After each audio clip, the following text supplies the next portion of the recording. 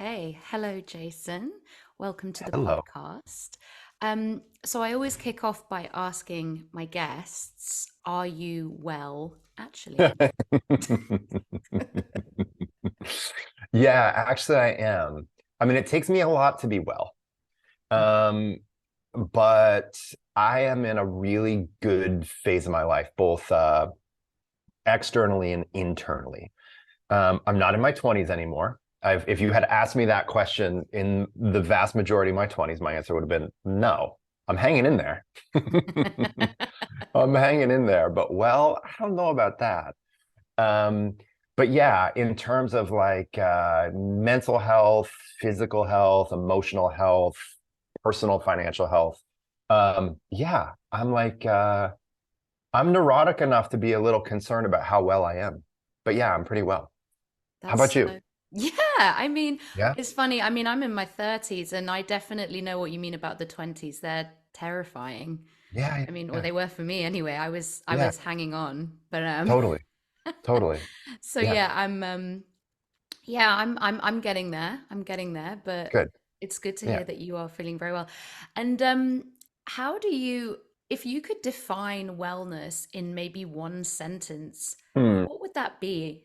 Sorry to put you Elle, on I've the. never only used one sentence I for know. anything in my life. You've heard me, and people can be like, people can be like, where does the hand go in like the most obvious pose? And I'll be like, well, let me tell you where the hand goes. And it's like it's 3 hours later. I haven't answered the question yet. So you want me to define wellness in about a sentence, what it means to me? If you can. It's a feeling. For me, it's a feeling. It's a feeling of being, um, I think for me, it's a feeling of being grounded. Like if I feel um, just calm and grounded and focused, that's about as well as I get. Yes, that Yeah. makes a lot of That's sense. a feeling for me, for Yeah, sure. yeah. And you mentioned that, so because obviously you are a world-renowned yoga teacher. When did you start teaching yoga? Were you teaching in your 20s? I was teaching my early 20s. So Mm. I, okay.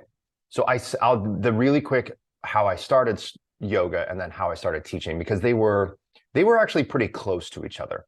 Mm. Um, I started teaching yoga because I had one class left, or I had one credit hour left that I needed to receive in order to graduate from college or from my university. And the only option at that time to take a single credit hour was in the kinesiology department, essentially the gym department. So my girlfriend at the time convinced me to do yoga. I had really no interest, but when I practiced, I just felt well, right? Pretty much as I just described it in that single-ish sentence. And then I maintained a pretty steady practice. That was a semester at college. Every time I left that class, I just felt better. I graduated, and then at the same university, at San Francisco State University, I joined the master's program in international relations. Like I always wanted to be a teacher, and I thought it'd be a more academic subject matter. So I was just following the academic intellectual interest that I had at the time, figuring like I would just end up teaching this thing.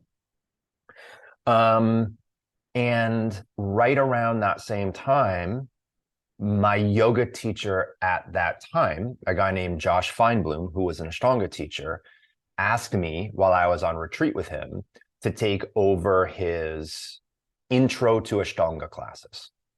And this is largely how it was in the 90s, and I even more so prior to that. There really weren't many teacher trainings. Yoga Alliance wasn't a thing. The 200-hour, 500-hour, X number of hours, like those things didn't exist. Mhm. So you started teaching yoga because your teacher asked you to teach yoga, and that was it. And then I took over those intro to Ashtanga classes of his because I was still practicing Ashtanga at the time. And I learned pretty quickly that practicing yoga and teaching yoga just weren't really the same thing. You Mhm. know what I mean? Like they were really hugely disparate experiences. And I was living in San Francisco, and right across the bay at that time was a really well-known yoga teacher named Rodney Yee. Hmm. And he had a 2-year, 1,000-hour program starting in a couple months training. Um, that was actually the shorter of the options that I had because the other one was at the Iyengar Institute, which was 2,000 hours in 3 years. So I'm like, Wow. I'll do that one. Yeah. It was a time because it wasn't really, in a lot of ways back then, it wasn't, those trainings weren't really career trainings. They weren't really career development. They were much more of like a deep immersion in a subject. You know what I mean? So Absolutely. it wasn't like, oh, I want to teach yoga now. Let me figure out the most expedited path to do so. Hmm. Um, so yeah, that was it. From graduating to being asked to teach to figuring out, man, I need to learn more about this teaching process to like fully going in with Rodney and the other teachers of that group. Hmm. And can you just because some people listening, they may not know what Ashtanga yoga is, could you possibly just quickly explain that, maybe compared to how you teach now? Sure.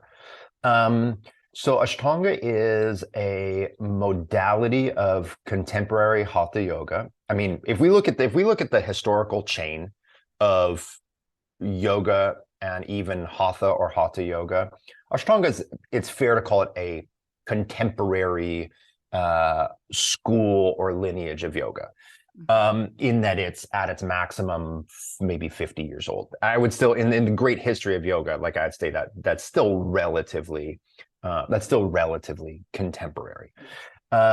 It follows a set pattern of postures. So the sequence is a fixed sequence.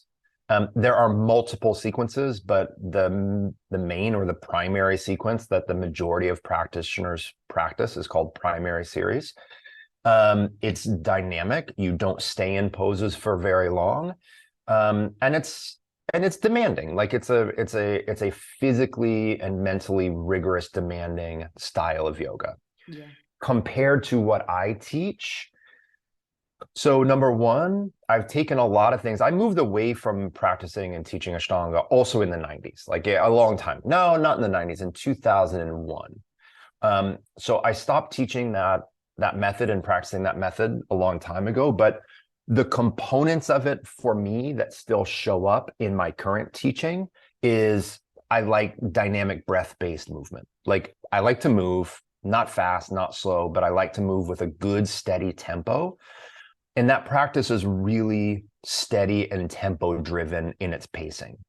So that still shows up for me quite a bit in my teaching. I would say the two main things, I mean, there's a lot of things that are different, but the two biggest things for me that are different in how I approach teaching and practicing now compared to back in Ashtanga is number one, I tend to focus a little bit more on postural technique through verbal cues. In that modality, I'm not going to say that modality, I'm not going to say Ashtanga is not technical. It is, but the techniques aren't as verbally cued. I tend to be like a pretty verbal cue oriented person. That technique tends to be a little bit more manually cued, more hands on, and I tend to Hmm. prefer much more verbal descriptions than that modality, at least used to use. I don't know how much it's changed with current teachers. The other thing is I don't stay with a set or a fixed sequence. So I tend to um, adapt my sequencing on a month to month basis, depending on what I want to focus on. Whereas if you're an Ashtanga, you tend to stick with that same primary series for a much longer increment of time. Yeah. I Yeah. have to say, your month to month sequencing has changed my teaching for sure. I saved myself so much time. Yeah. Yeah. And Good. people like it, as you said, like it's nice to change things up, but not so often. I remember when I was brand new and I was trying to change my class every single week. It was exhausting. So I agree with you on the month to month focus. And you do some other, I know you love Brazilian Jiu-Jitsu. I do. Um, And I think I remember you saying once that of all the movement modalities you've done, that yoga was still your number one. It's And could, still like, yeah, it's still the core of what I come back to. It's like, this is a little cliche, but I'll allow myself to go there. It's like it's coming home. Like I've done this practice for over half of my life now, and it's extremely easy to adapt. So if I have a little bit more energy, I can use a little bit more energy when I practice. If I'm tired and sore, I can be a little bit more mellow. If my hips are feeling really stiff, I can address my hips. If my neck hurts, I can address my neck. So the way that with some experience you can adapt your yoga practice to meet your current need is amazing. And something like Brazilian Jiu-Jitsu, it's much more of a sport, right? So if you think about like any sport, the primary goal is not to like meet the moment and feel well. The primary goal is to use your body to accomplish a set of tasks, regardless of how you're feeling. And I also love that. Like I love I've always loved sport. I've always loved kind of like a relentless discipline, regardless of how you feel. And at the same time, I love that in yoga, you just can respond to how you feel. So for me, it's a really perfect combination for sure. yeah. And I guess as well, I mean, the way you teach yoga is obviously you really, I feel like you always try and cover most bases physically just because of how you adapt things, what you do with the sort of the active end range engagement. I'll let you Yeah. explain that properly in a moment. Because obviously, yoga on its own isn't necessarily complete in terms of Hmm. movement, but you make it so. And in fact, I'll ask you about that. You do such a clever technique because obviously yoga, it draws in the very flexible amongst us. Sure. I got quite injured from being just purely flexible and not very stable in my joints. Sure. Um, and then now it's something you've taught me a lot is to, even for the sort of the stiffer students that I encounter, to encourage them to find the strength in their flexibility even if they don't feel that flexible. Could you tell me a little bit more about how you sort of developed that, or how when you Yeah. arrived at that? Yeah. So a couple things. I think a handful of things started happening simultaneously. So first, we kind of look at a concept, which is, and I agree when you said um, yoga's not, it's not always physically complete, right? Like, and I think of all of the single things that you could do with your body. I think yoga is about as complete as any other single thing, right? Like running isn't complete, swimming isn't complete, climbing, you know what I mean? So as a modality, yoga is pretty pretty close to complete, but there are a couple of just purely physical disadvantages that we tend to have. And one of those is that we don't tend to use resistance in multiple planes. So what I mean by that is like if you think about like going to the gym and using like a lat pull down machine or like a row machine or a press or whatever, like, or if you think about using a Pilates Cadillac or reformer or even just resistance band trainings or dumbbell work, you use those sources of resistance, whether it's like the machine, the cable, the dumbbell, whatever it is, you use those forms of resistance um, to stimulate muscle activity in many different planes of movement. Hmm. But in yoga, or especially in like the vast majority of more like conventional approaches to yoga, um, we don't have pull-up bars. We don't have lat row machines. We don't have springs and coils and bands to press against in novel directions. We have gravity. We have the ground and we have gravity. And so that doesn't mean that we can't also strengthen the pull muscles or various things, but it means like it's a little bit harder to do so. So I would say with pretty much every modality of movement, there are certain things that that modality does particularly well. And then there's other things that that modality it doesn't do quite as well. You have to be like a little bit more sophisticated to know how to do it, or maybe even consider supplementing. So I started training Brazilian Jiu-Jitsu about 6 years ago. Let me turn my do not disturb on. Sorry about that. I started training about 6 years ago. And that was also like, there were many things that were happening at the same time. Number one, I started training in a very dynamic, physically robust, hard combat sport with people who are half my age. And doing that immediately exposed that I had parts of my body were really weak that I didn't know. I didn't know how weak certain things were. Other things were really strong, but like I didn't see some of the strength disproportionality that I had developed in yoga until a different modality exposed it, right? The other thing that I realized was that I was really, really well conditioned for holding a position, but I was not well conditioned for dynamic movement. So when I had to like stand up and wrestle, or if I had to like make an explosive movement, or if I had to like do a really strong, intense like burst of effort, I was really deconditioned. If I had to be more or less in one position for a long time, I was amazingly conditioned. So training jiu-jitsu, I started to realize like there were aspects of my conditioning and there were aspects of my strength that were really good, that were like way better than the vast majority of people who are my age. And then there were other things that I realized like were not on point. At about that same time, I started to work a little bit more, just very randomly how it happened, with a doctor of sports medicine named Dr. Brian Lau. He is actually, I haven't talked to Brian in a little over a year, so I'm going to assume he still is. But at least at the time, he was the lead sports medicine doctor for the Hong Kong Olympic athletes. And he was like a really devoted yoga practitioner, but also like a doctor I that remember worked him with, from training. yeah, with professional athletes, right? Yeah. And so when I learned that he had the skill set, I've also worked with a handful of other sports medicine docs and orthopedists.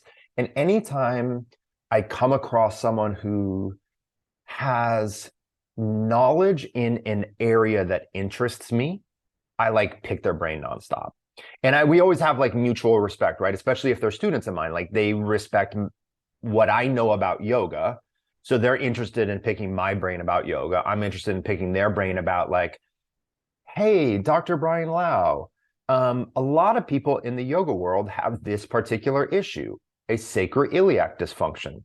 What do you think about this? Like, how as a sports medicine doctor, do you think about this region of the body? Mm-hmm.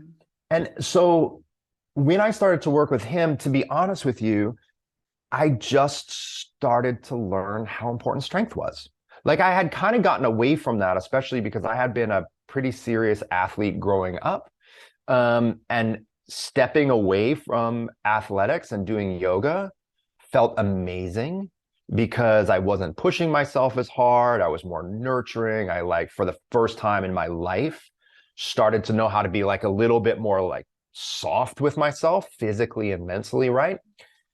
So much so that the idea of any kind of strength training was like, oh my God, no way. I'm never doing this again. I just want to release, right? But then after like well over a decade of just releasing, I realized like, man, I'm weak. That I'm Yeah. weak in these ways. Strength is important. So I kind of had to come back full circle. And as I was working a lot with Dr. Brian Lau and some others, that's really when I started to understand, oh, in yoga, we tend to be really good at facilitating length and flexibility. Let's not villainize that. That's actually really great. But if we're really good at developing a certain set of attributes, then how do we also help our students develop the complementary set of attributes. And so I started working with him and then just other people at the time to incorporate a method of stretching where you are a little bit more engaged in that stretch. So instead of everything being about passive flexibility and passive range of motion, the focus started to become much more about active range of motion and developing greater strength in that flexible position. So, and that's continued to evolve for maybe the last 6 years. I think the last thing I want to say is, like, you've heard me say this, all my students have. Yoga's really, really old, but the postures and the techniques, they're not. And I am like, I just have a belief system that we should continue to investigate and grow and learn and evolve our practice. So I've never thought to myself, oh, in yoga we stretch. Strengthening is more important. I'm going to quit yoga and just go to the gym. You know what I Right. mean? It's like, no, it's always been about, okay, well, how do I bring this all home? How do I bring all of these different things back to a yoga practice and evolve the techniques of the yoga practice? Again, as a philosophical set of processes and principles and investigations, yoga is really historic. But I Mm. always feel comfortable evolving postural technique when there's generations of people that continue to do this. Like, we should be continuing to learn and grow and evolve.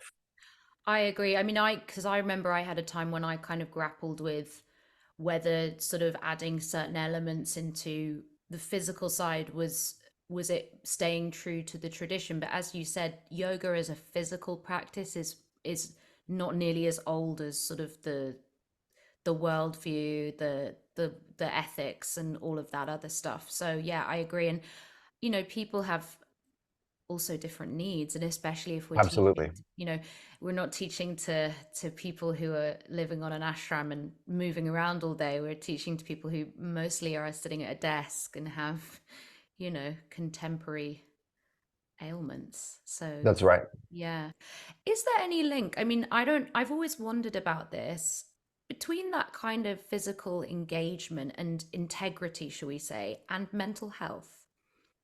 Mm. I don't know if I would make that link. To me, mental health is mm, very complex.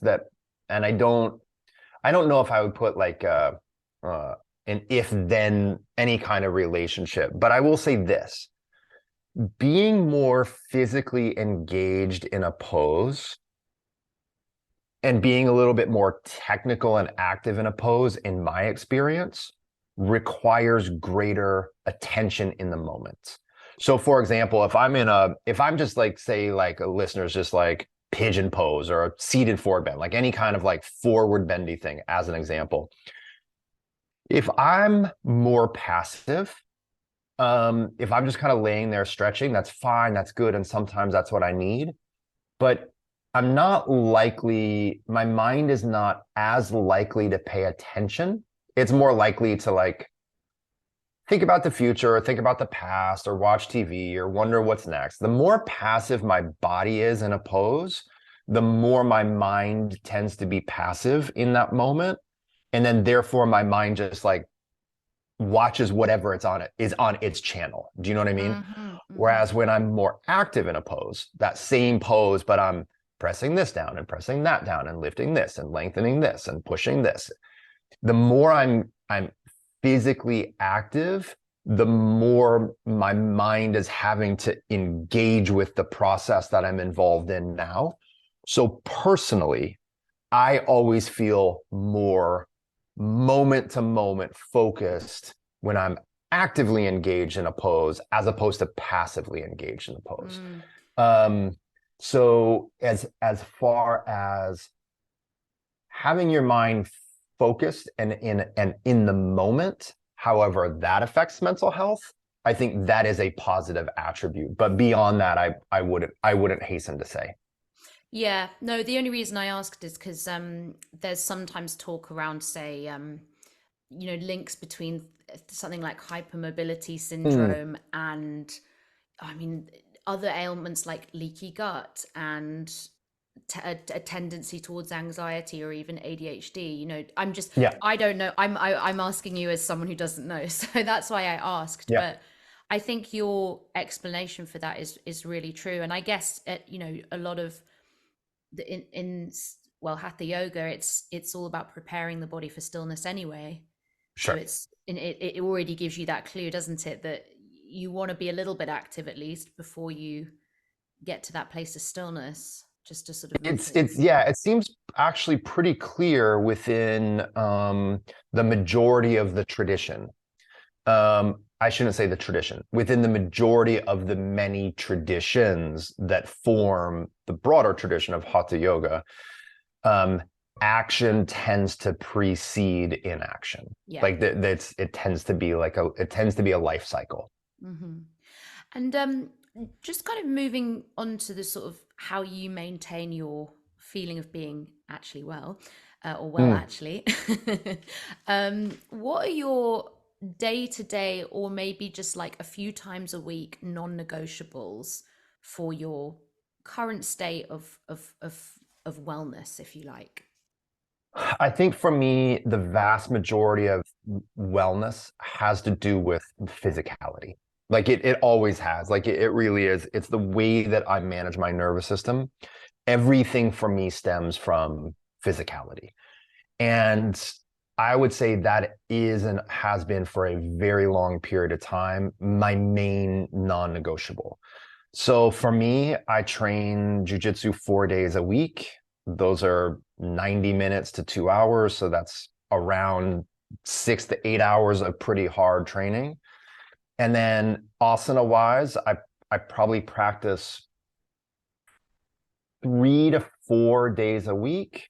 And then other days of the week, like if I don't do a full practice, I'll like while I'm watching TV before I go to bed, I'll do like some hip openers or I'll lay over a foam roller or whatever. Um, and then I'll also do a little bit of like 1 or 2 days a week of pretty light resistance training, almost like PT, like not heavy lifting because I don't have the with those other things, I just don't have the energy. So like really gentle, kind of more recovery based practices. Those for me are the absolute anchors. I would say the other big anchor, two other big anchors. Eating a lot. And I have a for better and for worse. For better for me, for worse for the universe, I'm an omnivore. Mm. And I actually need a lot of protein and fat, like protein, fat, and vegetables. Those, because I have a pretty high burning metabolism. I have a pretty like high burning nervous system, so I need heavier, more protein and fat based foods, like I just always have. I was vegan for years. I was vegetarian for 12 years, and man, it it did not do me personally well. And I'm an advocate for it for sure, but for me personally, having gone through those discoveries, like I need a lot of movement, I need a lot of calorie dense food, and then I'm not necessarily asleep, but I am horizontal for 9 hours a night minimum. Like I get in bed early, I lay down and read, and then what happens happens. But those for me cycles are huge. And then the reality too is I'm in a really wonderful, stable relationship, and I have a healthy daughter. Um, I have the And a world's beautiful cutest fur baby as Chihuahua well. who's crashed out over there. Let's see if the Oh, audience can. It's just kind of back there. Ginger. How many hours does she sleep, would you say? It's pretty absurd, actually. It's amazing what dogs can. It's un it's actually unbelievable. And she okay, so she will this time of year, because when we're filming this is I'm in Carlsbad, which is North County, San Diego. Yeah. And so the angle, it's chilly here. It's warm, but it's like a little chillier. Yeah. The angle of the sun is such that there's always a room in the house, but almost only one. We have a long, narrow house. Yeah. Okay. So there's always a room or two with a big sunny patch. And she just the whole day follows them around Amazing. all day long, follows the Getting her sun. vitamin D. Oh my God. It's amazing too. And she'll just like look into the sun. But anyways, um, so my point is I'd be remiss not to remark on the fact that um, I have a very good, stable, external set of variables happening in my life now that is Yeah. making all of that physicality much easier. In other phases of my life, when my external things weren't as stable and grounding, it I I wasn't able to I wasn't able to meet those more like personal physical requirements. Would Or, you maybe I was, it's not that maybe I wasn't able to. I just did not. I'll put it that yeah. way. I shouldn't say I wasn't able to. Yeah, because I was going to ask, obviously, for many people, probably at the moment, more than usual, handling a lot of external challenge. Yeah. What would your advice be? I mean, obviously, as you say, like sometimes life just isn't set up to be able to It, do X amount of that's hours, but right. would you just say try, just have one thing, even like one movement practice or two movement practices a week that you can fit in, even if it's just something really simple? Yeah. And I will even go so far as to say, like, I think that we experience waves in our life where things, where your ability to commit to your practices, unfortunately, might ebb and flow. Of course. And if you go through a wave where you're not able to be as consistent, or where you choose not to be as consistent, when it when you when that wave changes and you can be, come back. You know what I mean? Yeah, Like I think a lot of what we do is over time is like we fumble things and then we recover things. absolutely. I think everyone's going to fumble. I really do. But you have to kind of expect that that's going to happen from periods, and then but recover it, like come back. Um, that for me has always been the case of being willing and able to return. That's another reason I think that yoga is such an amazing thing, is it's really easy to return to. Like if you're a marathoner or you do triathletes or whatever, and like really hard, intensive, physically demanding things, and you have a longer injury or a longer setback, especially if you're not super young, right? Mm, Man, the getting back into that kind of stuff is hard. But how hard is it to come back to a yoga class and just decide, like, okay, today I'm just going to stretch my hamstrings for 5 minutes? Like, it's so easy, like, to gradually re-enter. It's just not as punishing and intimidating as some other things can be. yeah. Yeah, and it's I guess part of the practice is sort of allowing yourself to be humbled as well. So, Yeah, you it's know, going to happen. that's yeah, no, I agree. That's so true. I think that's if you I guess that's a great piece of advice really then if someone could only manage one thing. I mean, yoga, because you can it's probably the thing you can most come as you are to. I Um think so. I think yeah. so. And maybe we think that because we know it so well and we know that you can do that. Maybe there's other things, but that that I've always said, like, yoga is a really good place to be when you're down. And not Mm, just when you're down, but like it's a very supportive, in most situations, supportive, easy place to come as you are, including when as you are as like you're kind of down in it. I agree. I agree. I always find a way to do some kind of yoga no matter what. Um, Yeah, and even if it's just like 10 minutes, like yeah, yeah, it's yeah, better than nothing. for And I sure. guess as well, it's good because, some people will come to me and they'll say, well, like, because obviously there's a lot of talk about the benefits of meditation. And obviously I try and implement that. But I often tell people, and I don't know if you maybe agree, that yoga as a sort of movement practice is quite a good in for meditation, because it is essentially a moving meditation. I think it's easier. For me personally, moving is easier than being still. Yeah, for many It people, I is. And think. this might be a temperament thing, it might be karma, whatever it is, but I think the sensory experience of a movement practice, there's just more to focus on. I agree. I You know what I agree. mean? So Mhm. again, like whatever anyone's avenue is, for sure. Whatever you're motivated to do, for sure, do that Mhm. thing. But for me personally, I've always found the movement part of the equation to be a little bit easier than the non-movement part of the equation. Yeah, I agree. I agree. Just kind of changing the subject a little bit. In the kind of wild west of the wellness world, is there anything that kind of you would like to see the back of, or that you think is crazy or maybe even harmful, that gets peddled around? And you can be as bitchy as you like. Well, as you feel comfortable with.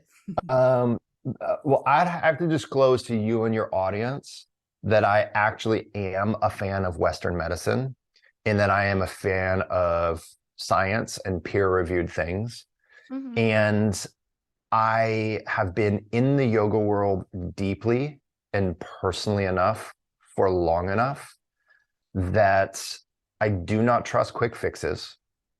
I do not trust therapies that do not have, let's say this the right way, therapies that do not have vigorous analytics. I'm going to give you kind of an example, okay? Good medicine and good therapy is largely predicated on a proper diagnosis. And the reality is, a lot of times in the quote unquote wellness space, Hmm. there actually aren't good diagnostic protocols. There actually aren't thorough, well vetted diagnostic protocols, right? So we just kind of think about yoga therapy for a moment, okay? Hmm. Um, if someone were to say that they are a yoga therapist, my first question is, okay, great. That's amazing. Yoga is by nature incredibly therapeutic. Do not get me wrong. But if I am going to call myself a therapist, then I think that there has to be personally a like a diagnostic tool set that is thorough. So for a yoga therapist, my first question would be, okay, great. Are you qualified and are you licensed to see x-rays, to understand and see diagnostic, to understand and see MRIs? Are you qualified to do various blood tests? Like, can you read those blood tests? How do you do a differential diagnosis to rule out that that lower back pain isn't a tumor? Like, I want to know that. Um, and again, all of those, like, for me to like, yoga to me is in and of itself therapeutic. Do people experience a therapeutic benefit, if we use the word therapeutic loosely, when they come to my class? Totally. When they come to your class, totally.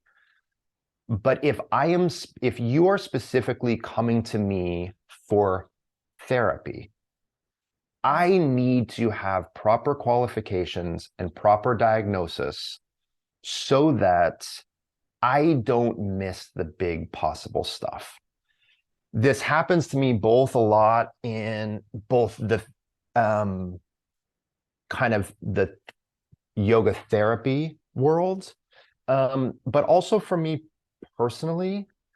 I have needed at various times in my life a psychiatrist, not just like a talk therapist, but a psychiatrist. So for me, I think that a lot of times in the wellness space, there is,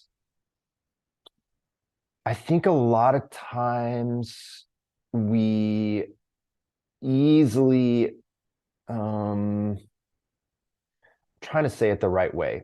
Uh, I think I think a lot of times in the wellness space, there's a there's like a significant amount of educational and diagnostic bypass Mm, that can be unbelievably dangerous for people that actually have, for people that actually do not have good mental health. And the wellness space can be a place where we can avoid dealing with issues.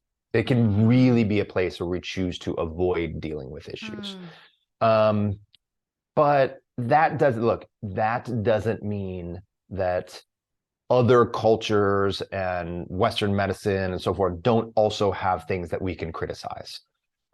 But when it comes to kind of the wellness world, man, I just think people should use all of the opportunities that they have to be well, including wellness space stuff, but also including psychiatrists and orthopedists and like proper, thoroughly vetted, well trained um, doctors of medicine. I agree. I mean, I'm Yeah, a I think don't I don't want to like denounce one over the other. I think it's yeah, all there's space for all of it, but it all totally. I agree. complements each other. Yeah. Um and that's great. That's really I agree, and I think that's you said that really really well. I do think it's there is a bypass, and I think it's also maybe just people, as you said earlier, they want quick fixes and they want shortcuts to things, and Yeah. I mean, I do. Who doesn't? yeah, You me know what I too, me mean? Like too. we all do. We all do. And for me, like I was trying to only deal with my anxiety through yoga for a long time. And the reality was at a certain point, I realized like this actually isn't enough. Hmm. And it's my responsibility as a person to seek other forms of counsel. We'll put it that way. Yeah, no, I'm the same. It does take a village. I mean, like, Yeah, yeah. It's, it's, yeah. it's part, it's part, it takes a team for sure. Yeah, yeah. And is there anything, you mentioned a little bit about what your sort of non-negotiables are for your well-being. Is there anything you engage in regularly that is not your usual, what you'd expect a bit of wellness advice to be? So, for example, someone else I asked said that their ultimate self-care was taking themselves to a karaoke booth on a Sunday night so they didn't get the Sunday scaries. Um, is there anything? I love that. Yeah, it's so good. It's so good. Is there anything like that that just isn't obvious, but you would you highly recommend for feel good activity or whatever? I mean, I think for me personally, we've already talked about it, which is I think that most people are drawn to yoga are Hmm. not also drawn to fighting. Like, Mm, and I love it. Like, I just love it, and I love competition. Like, I love to compete and be competitive in the right forum, mm, right? And I think this is something that I think as humans, like there's going to be, we have competition within us and it's going to come out in the right place or the wrong place. Like our securities or insecurities, they're going to come out in the right place or the wrong place. And so for me personally, to have that forum where this part of my humanness can come out, and it's like, it's trained, it's like, oh, this is where you get to do that, this is not where you get to do that, right? So I mm, can literally say to myself, like, this is where you get to be competitive, but on your yoga mat, no, it's not the right time. It's not the right place. So for me, having those two very different um, components are hugely important. I would say the other thing too is I genuinely believe, let's say we're more talking to yoga teachers right now, or someone that is like a specialist in a thing, find something else as an actual hobby and pursue it. Like like pursue hobbies. And that can be very difficult. Like it can be very difficult, especially if like you're trying to make a living and it's hard. You got a family, life's already going a bunch of different directions, right? But if you have a lot of time to spend scrolling social media or whatever, like find an intellectual hobby, find a physical hobby, like something that you're actually interested in pursuing, and focus on doing that. And for me, the more I focus on things that are not practicing yoga and teaching yoga, and the more in general like enthusiastic and inspired I am about whatever pursuit I'm doing, that immediately carries into the quality of my teaching because I'm happier. Like it doesn't feel to me like life is a drag and now I'm teaching yet another class, right? It feels like, oh, I'm doing this thing that I'm really into and I'm really learning about and I'm really growing and now I got to get to class. Then it's like I just have a greater quality of just interest and enthusiasm with my life when I'm doing things that I want to do. I used to think like, oh, the way that I become a better yoga teacher is I just teach more yoga. And I've taught a lot of yoga. That is part of it. Don't get me wrong. But it's cultivating other aspects of who I am, and then just being a more well-rounded person that is enjoying their life, I think immediately carries over into both the skill, but also, look, I think as a yoga teacher, to some degree, you have to be someone that people enjoy spending 60 or 90 minutes with, right? Absolutely. And so the more you're like happy and enthusiastic about the life that you're experiencing, the more that's going to carry into your teaching for sure. Yeah, that's so true. I remember when I was a new teacher and I taught like 25 classes a week and I just had no life and nothing Yeah, really interesting to share apart from just teaching a few poses. So I yeah, agree. yeah, Yeah. Well, it's been really great chatting with you, Jason. yeah. It's been my pleasure. And thank you for sharing your wisdom. Oh, you And want to see Ginger again? There she is. yeah, She's kind of she's Ginger. you know what she knows? She knows that sunny spot. The walls are closing in. It's So going to she's gonna disappear. shuffle a little bit. She's going to go over to that other room because that's where the sun is Oh, going. there she She's going to is. get in that bed. She's a little chihuahua, right? Yeah, she's probably mixed with something else because she's not tiny. I mean, she's small, but she's not like a teacup chihuahua. She's about 12 pounds. I'm gonna stop recording, but I do want to hear more about Ginger. Sorry. Just that might be a good place to Yeah.